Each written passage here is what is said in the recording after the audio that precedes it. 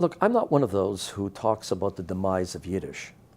I'm one of those who realistically understands that Yiddish is not anymore the language of the gas. It is not the language of the street of Jews. It hasn't been for a long time. A good part of that was destroyed in the Holocaust. And for those who understand the history, they will tell you that even in countries where Yiddish was being spoken, that in many cases it wasn't even the language being spoken by many of the Jews in those countries. And for those who think that's not the case, go back to your books. So even in Poland, even in Warsaw, that had 300,000 Jews, there are many people who think, oh, all the Jews spoke Yiddish. Well, it's not the case. They also spoke Polish. There were Jews who felt that they wanted to speak the lingua franca, as we say, of that country. Today, in North America, that language is English.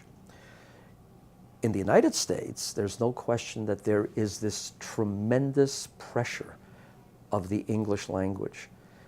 And this obliterates, in many cases, the ability of all other languages to be able to survive and thrive.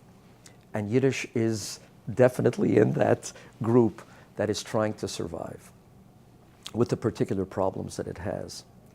Montreal has a very interesting aspect to this, which serendipitously turned out to be wonderful.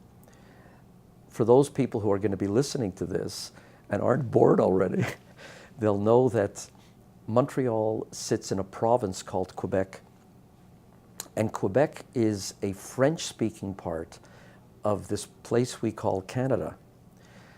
And the French-speaking population here, which is about 6 million or 7 million, is very concerned about the fact that it sits within a sea of English speakers.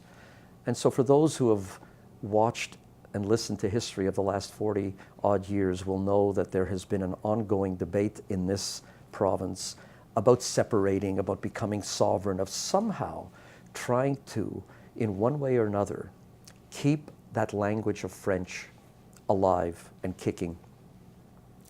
And so because of that, when the Jews have come into this part of the world, into Montreal, they have found a friend in the French-speaking population, because the French say, wait a minute, you're suffering the same thing we are.